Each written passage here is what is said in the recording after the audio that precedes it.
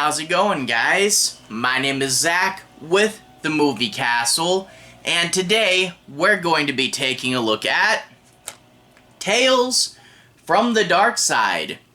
This is Season 3, Episode 20, and this one's entitled The Swap. This originally aired May 3rd, 1987, and some of you might notice the last episode, The Social Climber, came out in March 8th. So March 8th to May 3rd, for whatever reason, Darkside took about 2 months off and then came back with 3 more episodes. I don't know why this happens, but it really did happen a lot back in the day when TV was always released on a schedule. You know, nowadays with streaming, it a lot of times is all dumped at once. But one thing I don't miss about the old days was not knowing if an episode would or wouldn't air, and every now and then, yeah, 2 months, we're just gonna be gone, but the season's not over yet. Who knows what's going on. But anyway, yeah, only 3 more episodes in this season.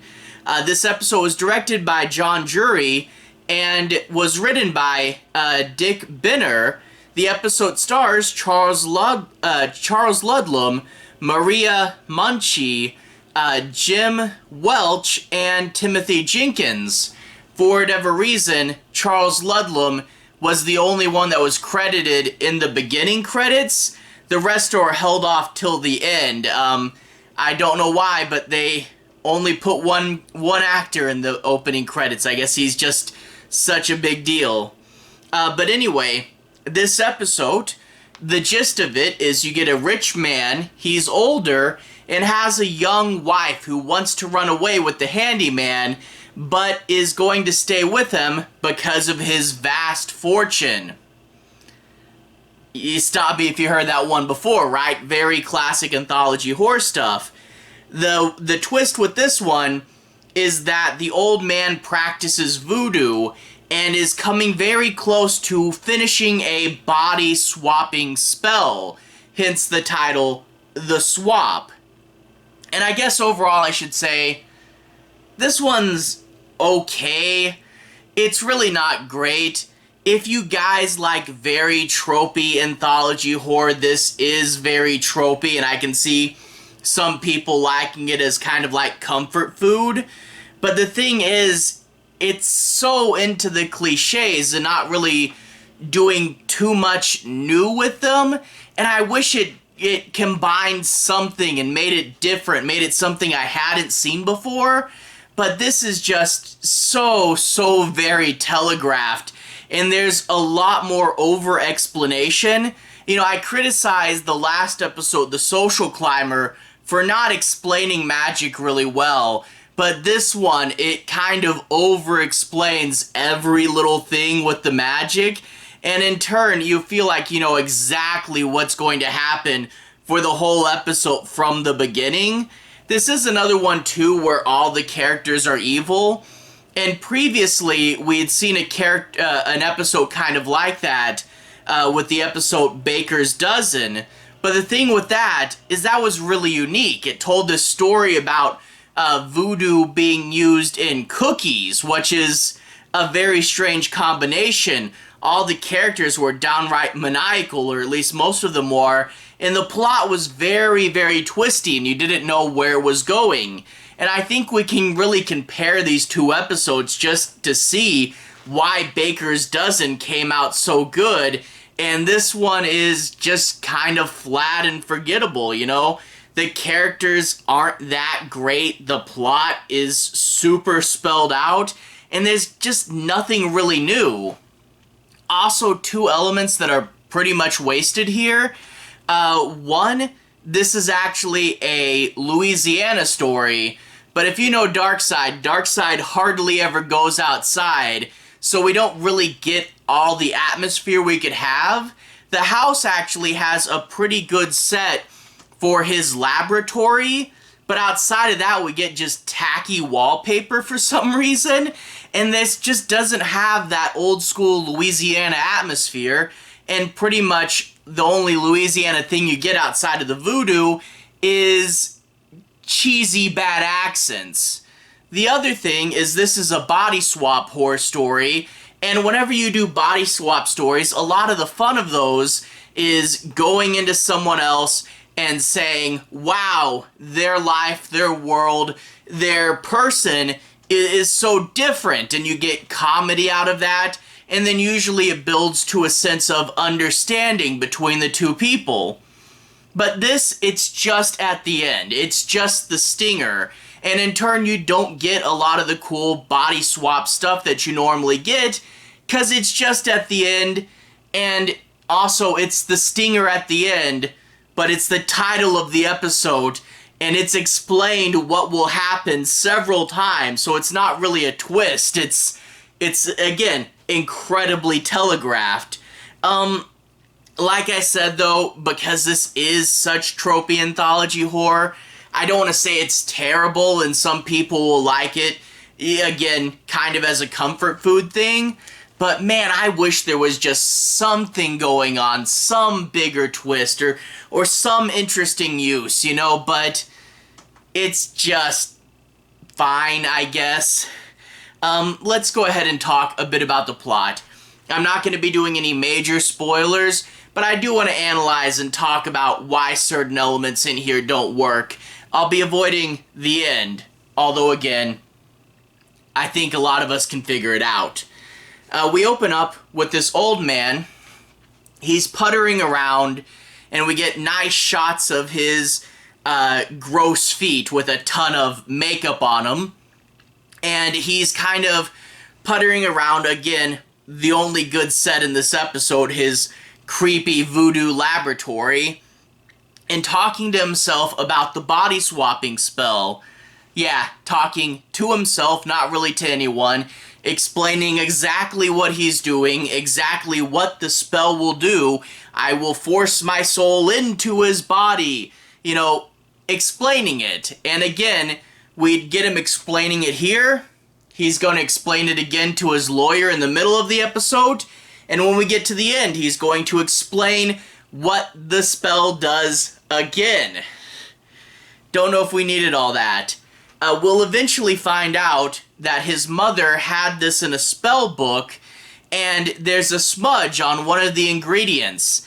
It's 7 letters with an E in the middle. Can you guess what the secret ingredient is? I won't spoil it, but it is like top 5 magical potion items. And it's, at first, it's like he has to solve a super easy crossword puzzle in order to gain semi-immortality, and he just can't figure it out. And it's not even a hard ingredient. When you hear what it is, you'll be like, yeah, of course, you know, so that's what he has to do.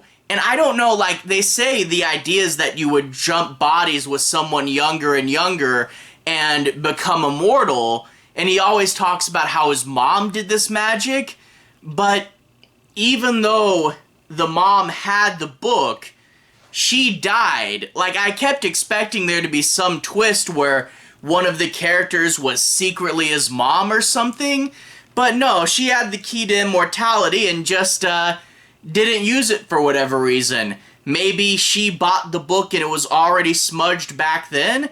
I kind of thought she was supposed to have read it, but maybe she didn't. But she spent her whole life, and I mean, I find it unbelievable that this guy, in a few weeks, couldn't figure out what the secret ingredient is, but did she just spend her whole life not figuring it out? I don't know. But anyway, the wife. The guy has a young, blonde wife. He's an old guy with a ton of gross makeup on him. And she's a young, beautiful woman. And they make no secret, she's only there for the money. And it's one thing that's not really talked about between the husband and wife super overtly, but it's a case of everybody knows. She's just in it for the money. There's a young handyman that she likes, but they can't be together because she has to do, to be in her current marriage, again, solely for the money. And there's another element in this episode that's pretty unpleasant, is he has in his will that his wife won't inherit anything. She won't get any money unless she, I think they say, plays house every time the husband wants to. Euphemism for sex. So yeah, a disturbing sex rule to ensure that she gets her money. Like, I have a feeling that even in the 1980s, this would be very illegal, but she literally has to every time or she's not going to get a dime. And, you know, a lot of times this is implied when you get the old rich guy, but it's super spelled out here with, again, unpleasant sound effects of the bed squeaking and this comical something like woo-wee, which not really funny, but they're trying to go for it. And it's one of those things that, yeah, in previous versions of the story had been a thing, but it's not usually so in the forefront, and it's clear that the guy knows she doesn't really want to, and that just makes this episode have kind of a yucky feeling underneath it. But of course, because the situation's so terrible, and because we're in anthology horror, the boyfriend and the wife are going to plot to kill him. And you know how I said there's no good characters in this episode? The boyfriend finds a book that describes poison, and he's like, ooh, poison? He. You know, he doesn't literally say he, but you can see the dumb smile on his face. He's like, we're gonna poison him, oh boy. And from there, we kind of get the plot we expect. Again, we get another scene where he's drafting a new version of his will, and he's going to talk with the lawyer of all people about his body-swapping ritual he's going to work on. And again, we'll have some incredibly telegraphed moments towards the end of the film that, you know, kind of forcing everything in the right place it'll need for this trick. And I won't spell out the ending. I said no spoilers, although I think you can probably figure it out. But in case you couldn't, they're gonna tell you exactly what happened at the end of this episode. I really wish that it was more ambiguous. You know, they have a visual cue that they could have just showed, but they don't just show the visual cue. They have to explain every little thing, and it's like, you know, maybe just show the visual cue. Whatever. As I said, this is incredibly tropey, and some people might like it because of that. I think a good example, though, I do read these magazines. You can find them in the magazine section of Barnes & Noble.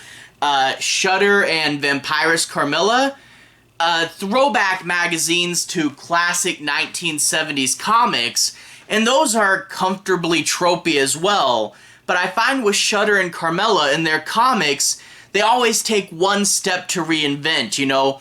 What if the main character was some profession we hadn't seen before, you know? What if it's a vampire story and the main character was a horror geek? Or what if we set the story in some place like outer space or the Wild West that we hadn't seen before, and then really play into the tropes of the setting?